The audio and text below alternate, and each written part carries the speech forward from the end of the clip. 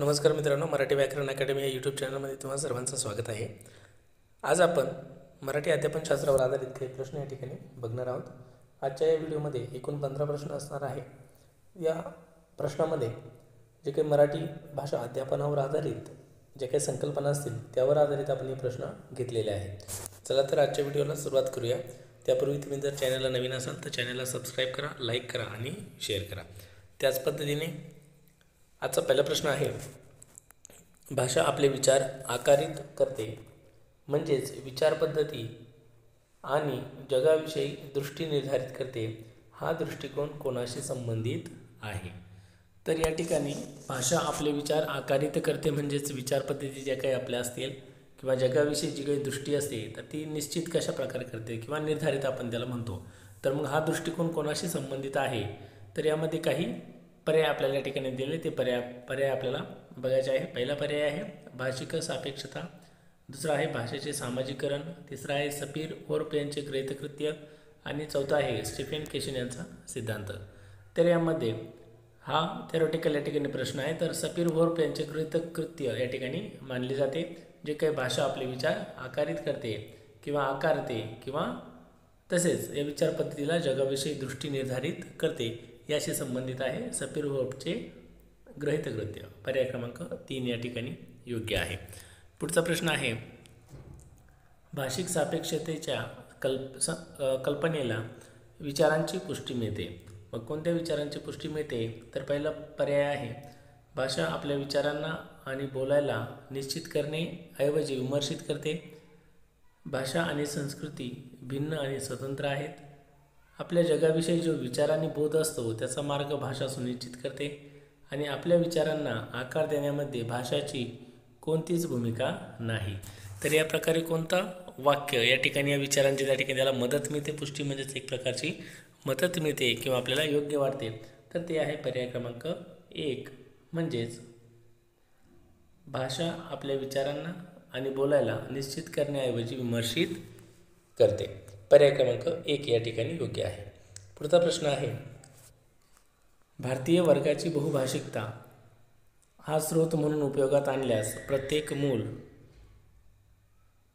पुढीलपैकी कोणता त्या ठिकाणी पर्याय आहे? तर तो योग्य ठरू शकतो। पहिला आहे विविध भाषिक कौशल्य मिळू शकेल, भाषा शिकू शकेल, सुरक्षित आणि स्वीकृत समजेल आणि विविध रीतीने व्यक्त होऊ शकेल। बहुभाषिकतेचा अर्थ आहे की एका भाषेऐवजी इतर भाषा किंवा दुसऱ्या भाषा देखील शिकणे, म्हणजे एका भाषेसोबत दुसऱ्या भाषेचा देखील अभ्यास करणे। मग हा जर आपण स्रोत मानला किंवा हा जर उपयोगात आणला तर प्रत्येक विद्यार्थ्याला याचा कशा प्रकारे त्या ठिकाणी फायदा होईल? तर याचं योग्य उत्तर आहे ते विद्यार्थी किंवा ते मूल या ठिकाणी सुरक्षित आणि स्वीकृत त्या ठिकाणी समजेल, म्हणजेच पर्याय क्रमांक 3 या ठिकाणी योग्य आहे। पर्याय क्रमांक 3 या ठिकाणी योग्य आहे। पुढचा प्रश्न आहे, पुढीलपैकी कोणते विस्तृत वाचनाचे तंत्र नाही? मग विस्तृत म्हणजेच काय? तर सविस्तर वाचनाचे त्या ठिकाणी तंत्र नाही, म्हणजेच नकारात्मक त्या ठिकाणी प्रश्न विचारलेला आहे। याकडे आपल्याला व्यवस्थित लक्ष द्यायचं आहे की नकारात्मक हा प्रश्न आहे। तर यामध्ये पर्याय आहे चाळणे, न्याहाळणे, सामूहिक वाचन आणि मुखवाचन। या प्रकारचे 4 पर्याय या ठिकाणी दिलेले आहे आणि नकारात्मक प्रश्न आपल्याला विचारलेला आहे, त्यामुळे त्याकडे आपल्याला लक्ष द्यायचं आहे। तर विस्तृत वाचनाचे तंत्र नाही म्हटल्यानंतर या ठिकाणी त्याचा पर्याय योग्य उत्तर आहे मुखवाचन। मुखवाचन हे विस्तृत वाचनाचे तंत्र नाही। पर्याय क्रमांक 4 या ठिकाणी योग्य आहे, कारण चाळणे, न्याहाळणे आणि सामूहिक वाचन यामध्ये विस्तृत वाचनाचे त्या ठिकाणी तंत्र येत असतात, तर मुखवाचन हे विस्तृत वाचण्याचे तंत्र नाही। पर्याय क्रमांक 4। पुढचा प्रश्न आहे, मौखिक सादरीकरणासाठी पुढीलपैकी कोणती पद्धत योग्य नाही? मौखिक सादरीकरण म्हणजे काय? तर ओरली प्रेझेंटेशन त्या ठिकाणी आपल्याला जर करायचं असेल तर कोणती पद्धत या ठिकाणी योग्य नाही? पुन्हा या ठिकाणी नकारात्मक प्रश्न दिलेला आहे। तर स्वर प्रस्तुती करणे, काव्य वाचन, समोरासमोर सांगणे आणि सांकेतिक भाषेत सांगणे। आता मौखिक सादरीकरण करायचं म्हटलं तर समोरच्या व्यक्तीला देखील आपलं सादरीकरण त्या ठिकाणी समजलं पाहिजे, ही गोष्ट गरजेची आहे। मग स्वर प्रस्तुती करणे म्हणजेच काय? तर आवाजाद्वारे किंवा व्हॉइस आपण त्याला म्हणतो, तर आवाजाद्वारे जर काही प्रस्तुती केली तर समोरच्या व्यक्तीला ती कळते, म्हणजे स्वर प्रस्तुती करणे या ठिकाणी योग्य आहे ही पद्धत। त्या प्रकारे काव्य वाचन जे काही आहे ते देखील या पद्धतीने किंवा मौखिक सादरीकरण त्याला म्हणतो आणि ही पद्धत देखील योग्य आहे. त्यानंतर समोरासमोर सांगणे ही देखील पद्धत योग्य आहे. मग आपल्याला विचारलं काय तर पद्धत योग्य नाही प्रश्न विचारलेला आहे, निगेटिव्ह प्रश्न विचारलेला आहे. तर पर्याय क्रमांक 4 याचं योग्य उत्तर आहे सांकेतिक भाषेत सांगणे ही पद्धत योग्य नाही. मौखिक सादरीकरणासाठी सांकेतिक भाषेत सांगणे ही पद्धत योग्य नाही. पर्याय क्रमांक 4 या ठिकाणी योग्य आहे. पुढचा प्रश्न आहे आईच्या दुधाप्रमाणेच मातृभाषा देखील माणसाच्या बौद्धिक विकासासाठी आवश्यक आहे. हे विधान कोणाचे आहे? राजर्षी टंडन, महात्मा गांधी, रॉयबर्ग आणि विवेकानंद. या ठिकाणी 4 पर्याय या ठिकाणी आपल्याला दिलेले आहे. त्यापैकी याचं योग्य उत्तर आहे महात्मा गांधी. पर्याय क्रमांक 2 या ठिकाणी योग्य आहे. पुढचा प्रश्न आहे इयत्ता दुसरीची शिक्षिका वर्गात हावभाव सकट गोष्ट सांगते. गोष्ट सांगून झाल्यावर ती काही विद्यार्थ्यांना तीच गोष्ट आपल्या शब्दात सांगण्यास म्हणते. या उपक्रमातून शिक्षिकेला कोणत्या प्रकारचे मूल्यमापन या ठिकाणी अपेक्षित आहे? या ठिकाणी हावभाव असा या ठिकाणी वाचायचा आहे. इयत्ता दुसरीची शिक्षिका वर्गात हावभाव सकट गोष्ट सांगते आणि गोष्ट सांगून झाल्यावरती काही विद्यार्थ्यांना तीच गोष्ट आपल्या शब्दात सांगण्यास म्हणते. मग या उपक्रमामधून शिक्षिकेला कोणत्या प्रकारचे मूल्यमापन अपेक्षित आहे? तर शिक्षिका मूल्यमापन या ठिकाणी करणार आहे. तर जी काही पद्धत आहे शिकवण्याची किंवा जी काही क्रिया या ठिकाणी आपल्याला प्रश्नामध्ये दिलेली आहे तर यामधून श्रवण कौशल्य, मौखिक आकलन, वाचन आकलन की लेखन आकलन, तर या 4 प्रकारचे या ठिकाणी पर्याय दिलेले आहे. तर यामध्ये कोणता पर्याय या ठिकाणी योग्य असणार आहे? तर पर्याय क्रमांक 1 म्हणजेच काय तर श्रवण आकलन. का? कारण जी गोष्ट त्यांनी अगोदर सांगितलेली आहे तीच गोष्ट त्या विद्यार्थ्यांना व्यवस्थित ऐकून पुन्हा या ठिकाणी सांगायची आहे. म्हणून श्रवण आकलन या ठिकाणी क्रिया या ठिकाणी होणार आहे. पर्याय क्रमांक 1. पुढचा प्रश्न आहे वर्गात मुद्रित सामग्रीची उपलब्धता म्हणजे काय? वर्गाच्या भिंती रंगबिरंगी असणे, वर्गात शिकवल्या जात असलेल्या संकल्पनेसंबंधी सामग्री भिंतीवर चिटकविणे, मोठ्या अक्षरातील वर्णमालेचे तत्त्वे भिंतीवर लावणे, तक्ते भिंतीवर लावणे आणि वर्गाच्या भिंतीवर विविध कविता सचित्र रंगवणे. तर या प्रकारचे 4 पर्याय आपल्यासमोर आहे.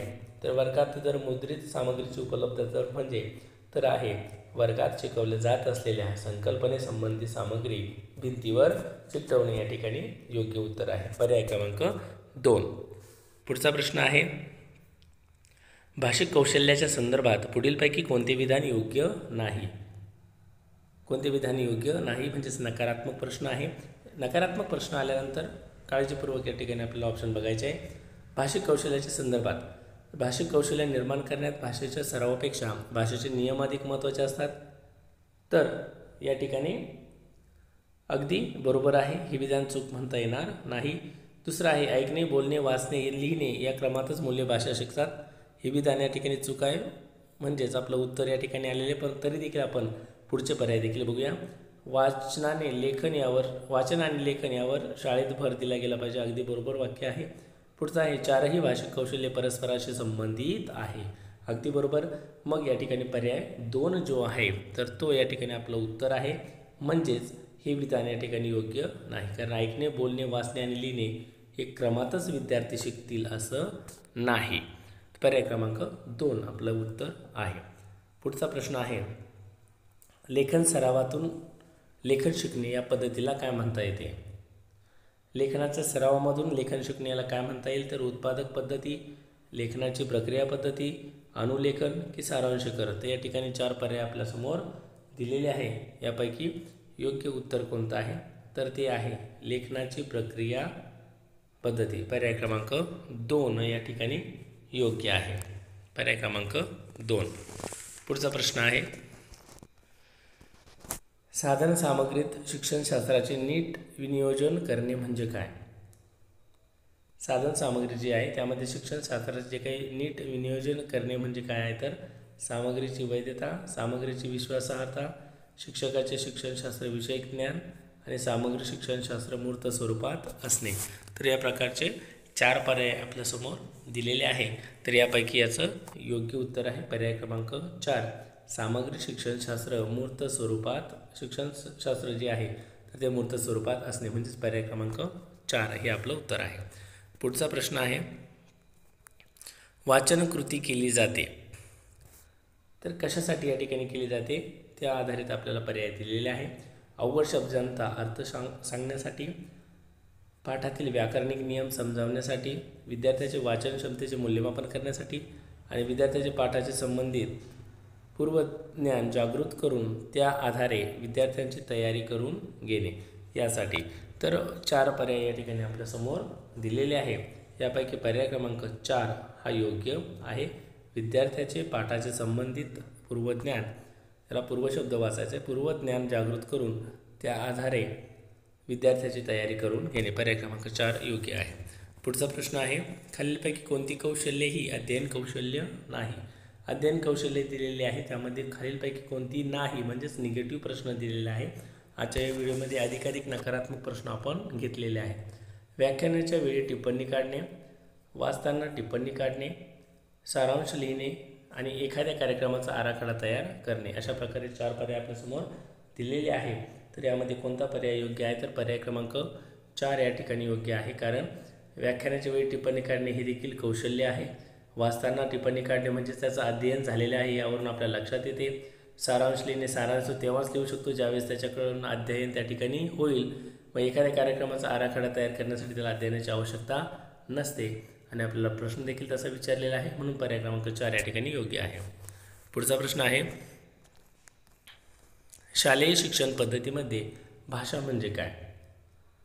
शालेय शिक्षण जी पद्धत आहे तर यामध्ये भाषेला स्थान किंवा भाषा म्हणजे काय, तर बहुभाषिक शिक्षण, शिक्षणामध्ये भाषा, मातृभाषेवर आधारित बहुभाषिक तत्व की त्रिभाषा सूत्र. तर यामध्ये योग्य पर्याय आहे त्रिभाषा सूत्र. जे 3 भाषा या ठिकाणी आपण घेतो, तर त्रिभाषा सूत्र हे शालेय शिक्षण पद्धतीमध्ये एक भाषा म्हणून त्या ठिकाणी मांडल्या जातं. तर हेच योग्य त्या ठिकाणी विधान असेल. पर्याय क्रमांक 4 हा योग्य पर्याय आहे. पुढचा प्रश्न आहे, खालीलपैकी कोणत्या अध्यापन पद्धतीला स्मृतिस्मरण हा भाषा शिक्षणाचा भाग असतो. संरचनात्मक उपागम, व्याकरण भाषांतर पद्धती, संभाषण उपागम की संपूर्ण शारीरिक प्रतिसाद, ज्याला आपण TPR देखील म्हणतात, म्हणजे टोटल फिजिकल रिस्पॉन्स, अशा प्रकारे याला म्हणतात. तर आपलं नेमकं स्मृतिस्मरण या भागाला त्या ठिकाणी गरजेचे आहे, त्यावरून आपल्याला बघायचं आहे. तर संरचनात्मक उपागम, व्याकरण भाषांतर पद्धती, संभाषण उपागम की संपूर्ण शारीरिक प्रतिसाद यापैकी कोणत्या अध्यापन पद्धतीला स्मृतिस्मरण हा भाषा शिक्षणाचा भाग असतो. तर याचं योग्य उत्तर आहे पर्याय क्रमांक 2 व्याकरण भाषांतर पद्धती. पर्याय क्रमांक 2 या ठिकाणी योग्य आहे. पुढचा प्रश्न आहे जो तुमच्यासाठी या ठिकाणी आहे, संभाषण कौशल्यात कोणती बाब महत्त्वाची ठरते. तर कमेंटच्या माध्यमातून या प्रश्नाचं उत्तर या ठिकाणी द्यायचं आहे. संभाषण जे काही कौशल्य आहेत यामध्ये कोणती बाब अतिशय महत्त्वाची असते. शब्द स्पष्ट आणि योग्य उच्चारण, मसुदा आणि परिस्थितीप्रमाणे बोलणे, मृदू संभाषण आणि अलंकारिक भाषण या प्रकारचे 4 पर्याय तुमच्यासमोर दिलेले आहे. यातील योग्य पर्याय जो काही आहे तो तुम्ही कमेंटच्या माध्यमातून द्यायचा आहे. त्याचप्रमाणे तुम्हाला व्हिडिओ कसा वाटला हे देखील कमेंटच्या माध्यमातून सांगा. व्हिडिओला लाईक करा आणि शेअर करा. थँक्यू.